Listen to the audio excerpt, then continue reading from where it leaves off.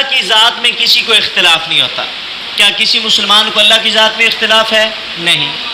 فرشتوں پر کسی کو اختلاف نہیں ہے. آسمانی کتابوں پر بھی کسی کو اختلاف نہیں ہے. قیامت کے دن پہ بھی آپ کو اختلاف. کون سی عقیدے کی ایسی شک ہے جس کے اوپر ہمیں اختلاف ہے؟ امت مسلمہ کے اندر اختلاف پیدا کیا جاتا ہے. تو کون سی شک ہے بتائیں؟ رسالت. کون سی بچی بیٹا؟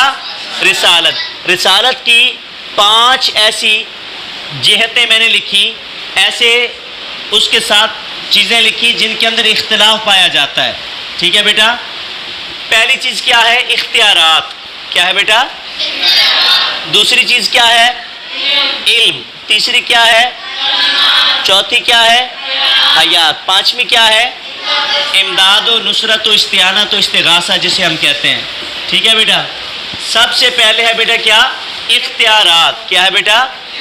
یعنی لوگوں کے اندر یہ بات پائی جاتی ہے، یہ وہم پایا جاتا ہے کہ جو اللہ کا نبی ہوتا ہے اس کے پاس کسی قسم کا کوئی اختیار نہیں ہوتا. یہ ان کی سوچ ہے کہ جو نبی کو اللہ تعالیٰ نے عطا کیا بس اسی نے وہی آگے پہنچانا ہے. اس کے اندر اس نبی کو کسی قسم کا اختلاف کرنے کی اجازت، اختلاف نہیں یعنی اس کے اندر کوئی امینڈمنٹ، ترمیم کرنے کی اجازت نہیں ہوتی. یہ ایک لوگوں کے اندر کانسیپٹ پایا جاتا ہے. جبکہ نبی وہ ہوتا ہے، رسول وہ ہوتا ہے جو صاحب اختیار ہو. کیا ہو؟ صاحب اختیار. کیونکہ وہ اللہ کا نمائندہ ہوتا ہے، اللہ تعالیٰ کا. مثال کے طور میں یہاں پہ کھڑا ہوں، آپ کو کیا کر رہا ہوں؟ اس کے بارے میں بتا رہا ہوں.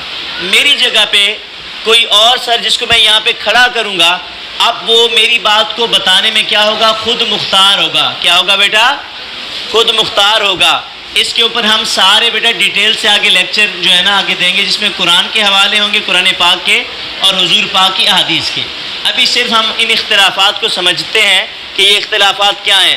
تو پہلا اختلاف کیا ہے بیٹا؟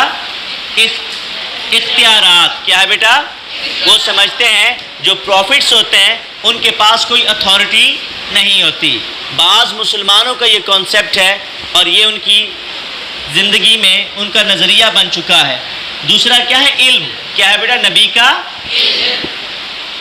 علم کے بارے میں جو اختلاف پایا جاتا ہے، بعض لوگ یہ سمجھتے ہیں 2 قسم کی جہت. کچھ کہتے ہیں نبی کا جو علم ہے نا وہ محتاج ہے اس لحاظ سے کہ اس کو کسی بھی بات کا علم نہیں ہوتا جو اس کے سامنے پیش آتی ہے، صرف وہی جو اسی وقت اللہ اس کے اوپر وحی کرتا ہے. ایک نظریہ یہ ہے. دوسرا لوگوں کا نظریہ یہ ہے بیٹا کہ وہ سمجھتے ہیں علم غیب نبی کے پاس ہے اور اللہ نے نہیں دیا، ان کے پاس ویسے ہی موجود ہے. تیسرا جو نظریہ ہے بیٹا، جو سب سے بہتر نظریہ ہے کہ اللہ تعالیٰ نے اپنے نبیوں کو علم دیا ایسی چیزوں کا جو ان کے سامنے اور ہمارے سامنے موجود نہیں ہوتی اور ہماری عقل میں وہ سما نہیں سکتی، لیکن نبی کو اس چیز کا ادراک ہو جاتا ہے. اس عقیدے کو ہم کہتے ہیں علم غیب. کیا کہتے ہیں بیٹا اس کو؟ اس نظریے کو علم غیب کہتے ہیں. تو اس کے بارے میں جو اختلافات ہیں وہ ڈسکس کیے جائیں گے آگے. اس کے بعد ہے بیٹا تعلیمات. کیا ہے بیٹا؟ علم میں نبی کی اپنی ذات سے اس کو ہم نے ایسوسیٹ کیا کہ نبی کے علم میں لوگ اختلاف کرتے ہیں. اور جو تعلیمات ہیں بیٹا، مثال کے طور پہ حضور پاک صلی اللہ علیہ وسلم کی حدیث میں یہاں پہ آتا ہے کہ جب آپ نماز پڑھیں، جب امام ولدالین کہے تو آپ کیا کہیں؟ آمین. کچھ لوگ اونچی آواز سے کہتے ہیں، ان کو اونچی آواز والی حدیث ملی، اور کچھ لوگ آہستہ آواز میں کہتے ہیں کیونکہ ان کو دوسری حدیث ملی. تو اس کے اندر کیسے ہم تطبیق کریں گے، کیسے اس کو ہم جو ہے نا سمجھیں گے اور کیسے اس کے اوپر عمل پیرا ہوں گے. اس کے بعد چوتھی چیز ہے بیٹا، وہ کیا ہے؟ حیات. کیا ہے بیٹا؟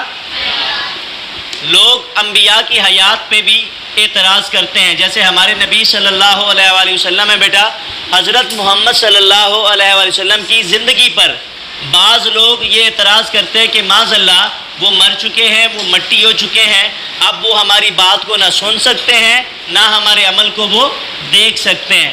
اس کے بارے میں جو اختلافات ہیں ان کا بھی آگے ذکر کریں گے. اور جو ہمارا نظریہ ہے اور جو اللہ تعالیٰ نے انبیاء کرام کے بارے میں ہمیں بتایا ہے اس کو سمجھے گے کہ تمام کے تمام انبیاء اپنی قبور میں اپنے مزارات میں زندہ ہوتے ہیں اور اپنی امت کے احوال کو اپنی آنکھوں سے دیکھ رہے ہوتے ہیں۔ اس کے بعد ہے بیٹا امداد و استعانت۔ کیا ہے بیٹا؟ مدد کرنا۔ کیا ہے بیٹا؟ مدد کرنا۔ انبیاء کرام جو ہوتے ہیں بیٹا وہ اپنی قوم کی اپنی امت کی مدد کرتے ہیں، اپنی امت کی مدد کرتے ہیں۔ بعض لوگوں کا نظریہ یہ ہے جو حضور پاک کی ذات سے اس کو ریلیٹ کر کے جوڑ کے یہ کہتے ہیں کہ وہ مدد نہیں کر سکتے، تو بعض لوگ یہ سمجھتے ہیں کہ یہ مدد کرنا یا اس کا عقیدہ رکھنا یہ شرک میں مبنی ہوتا ہے، جبکہ ایسی کوئی بات نہیں ہے۔ اس کو بھی ہم انشاءاللہ ایک پورے لیکچر کی حیثیت سے سمجھیں گے۔ اور آخری چیز ہے جو یہاں پہ لکھی نہیں وہ کیا ہے؟ توسل، وسیلہ۔ کیا ہے بیٹا؟